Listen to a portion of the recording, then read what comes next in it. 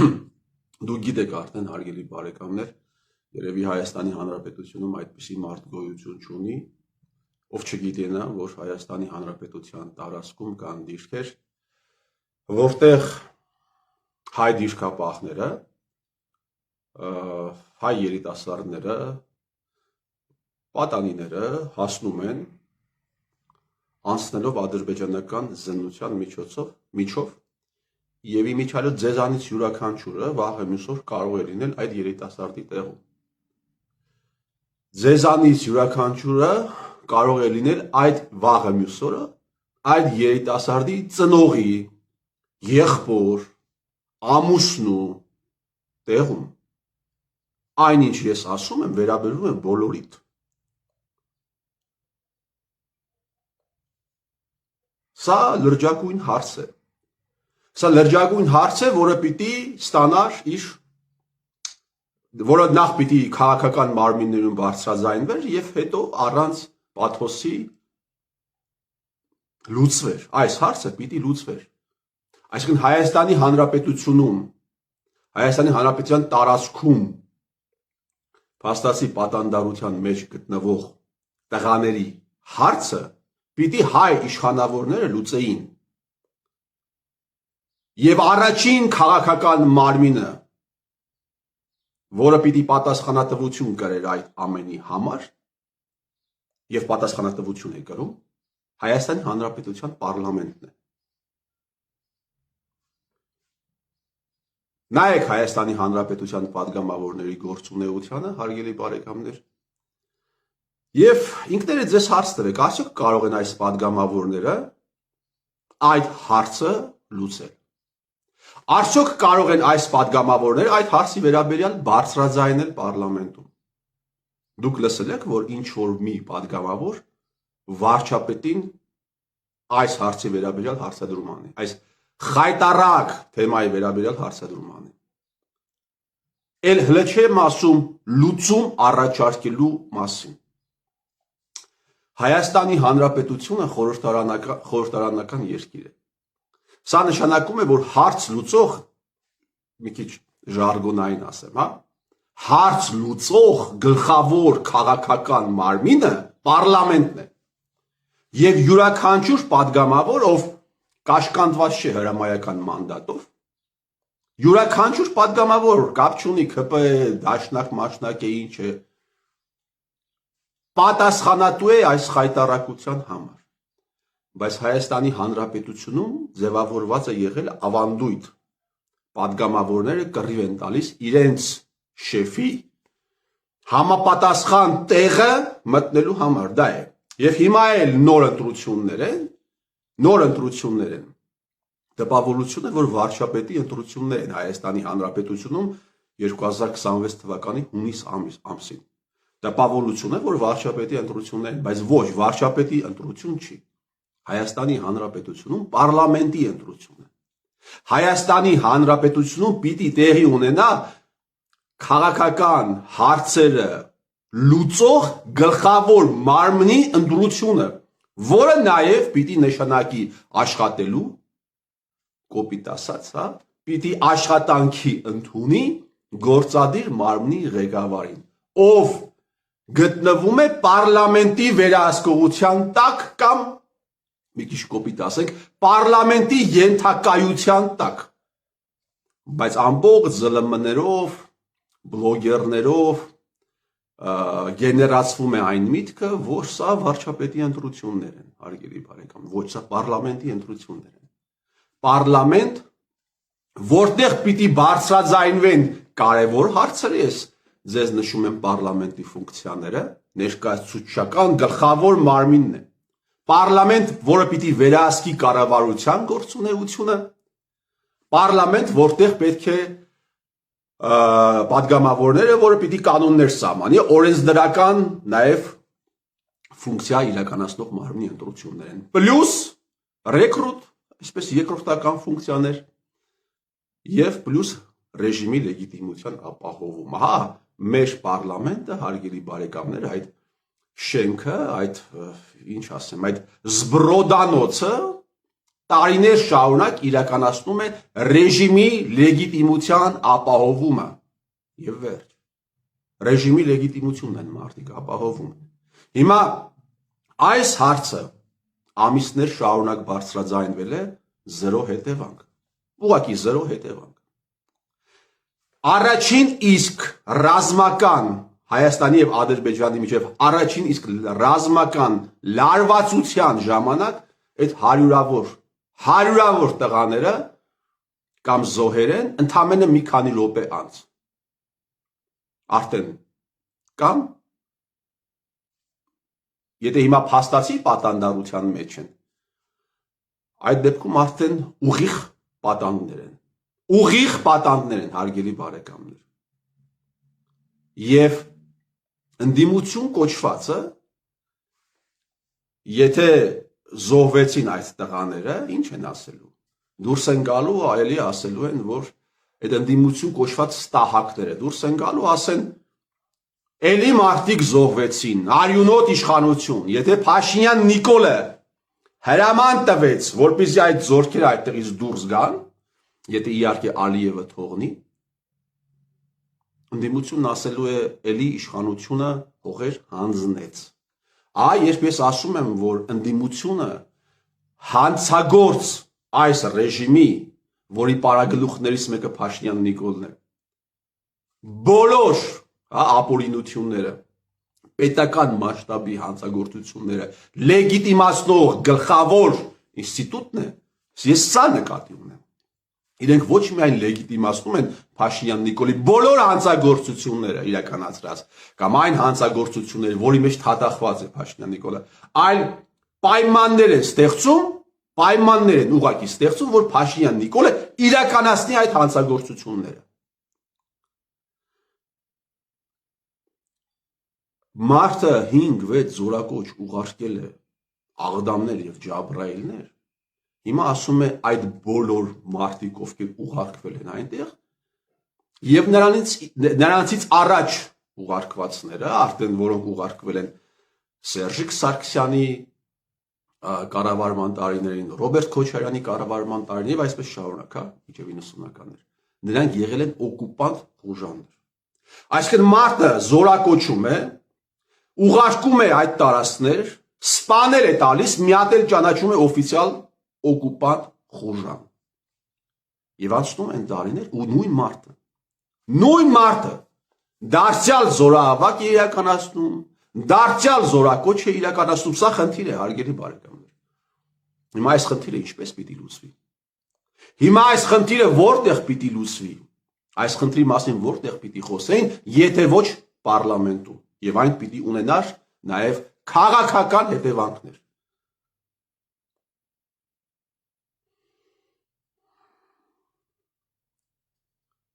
2026 թվականի հունիսի 7-ին, հարգելի բարեկամներ, դուք չեք ընտրելու վարչապետ,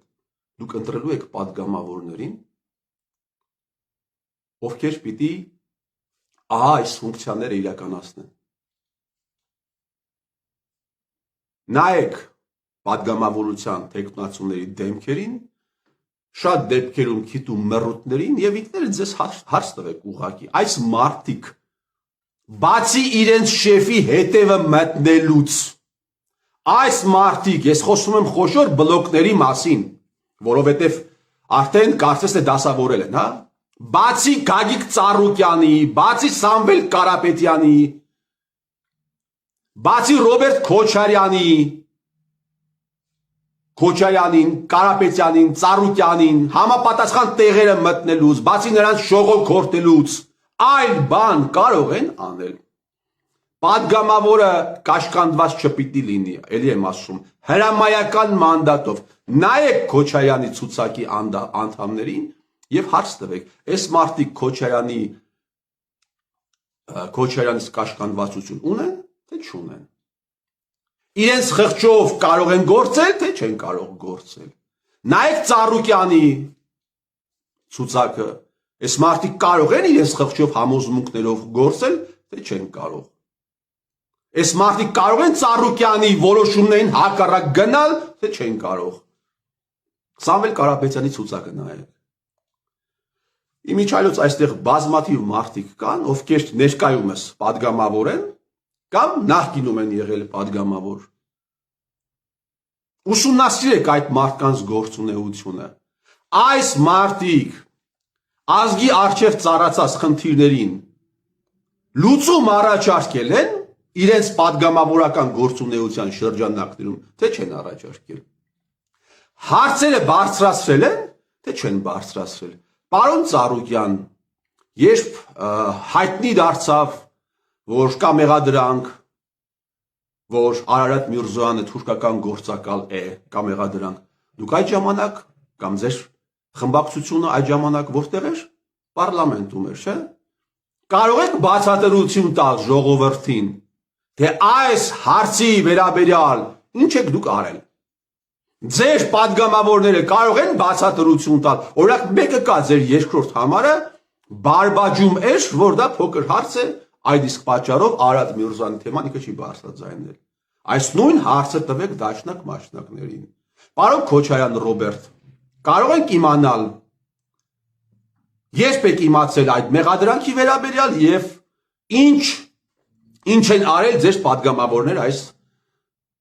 գնճռոտ, այս խայտարակ հարցի լուծման վերաբերյալ։ Կարապետյան Սամվելի ցուցակում կան մարդիկ, ովքեր նախկինում եղել են падգամավոր։ Ինչ եք արել։ Արարատ Միրզոյանը ազգային անվտանգության ծառայության գործակալ լինելով հանդերձ սա արդեն ապացուցված է։ Իրականացրել է 18 թվականին հեղափոխություն։ Պարոն Տաշիր Սամվել, ձեր падգամավորները, ձեր ցուցակում գտնվող մարդիկ, ովքեր նախինում եղել են падգամավոր, ինչ են արել այս հարցի վերաբերյալ։ Պարոն դաշնակ մաշնակներ, իսկ դուք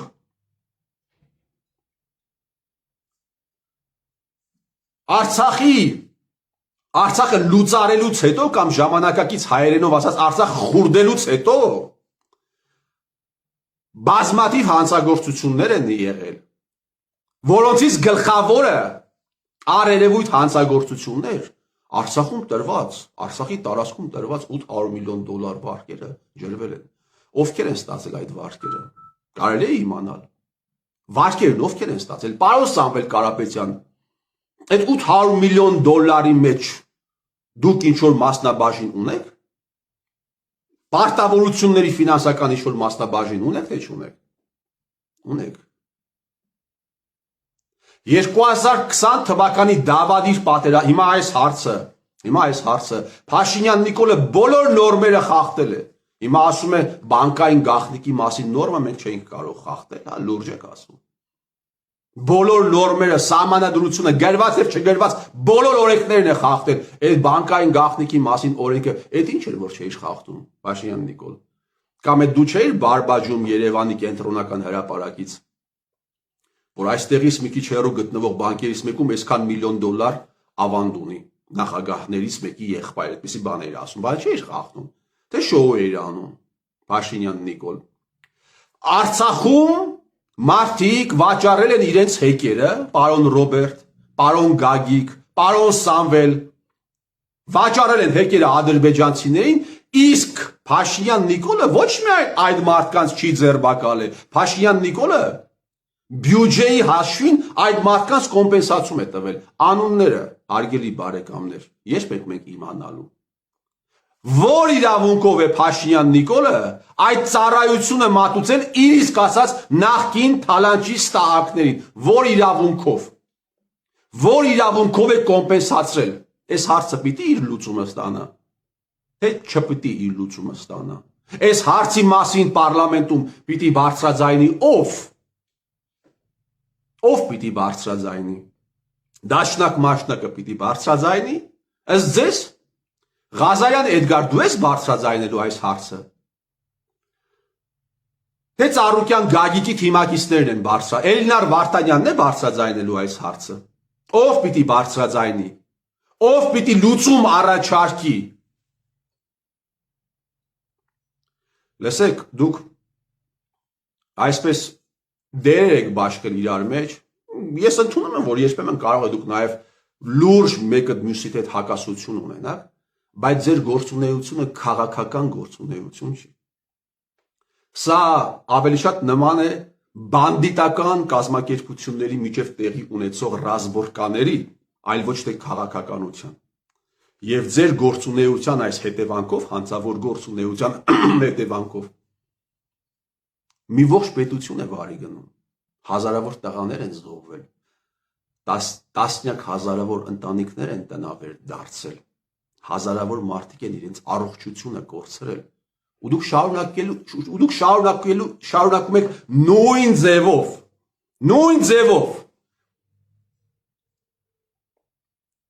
Եվ ես շատ ցավում եմ, որ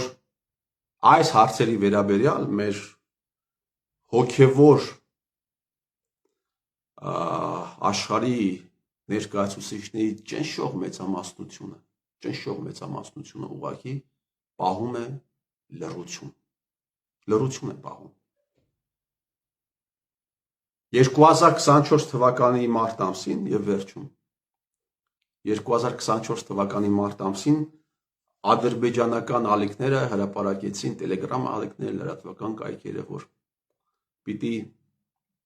հրապարակվի Արայիկ Հարությունյանի ինտերվյուն մարտի սկիզբ հրապարակեցին այդ տեղեկությունը, որ մարտի վերջ պիտի հրապարակվի, բայց այդ ինտերվյուն չհրապարակվեց։ Տեսես ինչու։ Ինչ զիջեցիք դուք այդ ընթացքում։ Պարզ է, չէ՞, ինչ են զիջել, հարգելի բարեկամներ։ Իշխանության եւ ընդդիմության կողմից կազմակերպվեց իրանց շոուն եւ քանդվեց ողջ բնագիծը։ Դա էր ինտերվյուի չհրապարակման գինը։ Իսկ Արայիկ Հարությունյանը շատ բաներ էր այդտեղ ասել, շատ բաներ։ Եվ նաեւ դες հիշեցնեմ, որ հենց այդ ընթացքում Սերժիկ Սարգսյանը իր ինտերվյուներից մեկում այդ բորձյուրների մոտ պատերի տակը, որ ինտերվյու է տալիս իր հիմնականում իր գրպանի լրագրողների մոտ, ասաց, մեղադրեց Արցախի ռազմաքաղաքական ղեկավարությանը թուլամորթության մեջ։ Իսկ Փաշինյան Նիկոլը հասնիկտուն մեռելտուն ասում էր, որ Ալիևը ինչ որ բան է սրսկել տալիս, ասել կուզեն Նիկոլ եւ Սերժիկ ասել կուզեին, որ ժողովուրդ այդ մարդկանց խոսքերին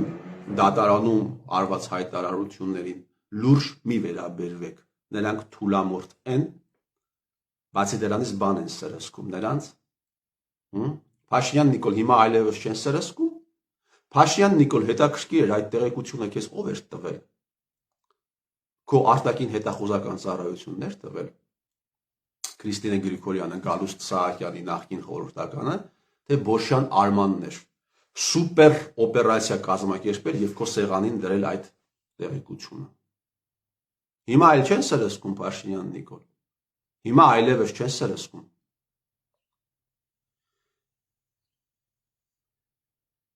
Մի մասին ժողովրդի դուք կարող եք խաբել երկար, մեծ մասին, կարող եք կարճ ժամանակով խաբել,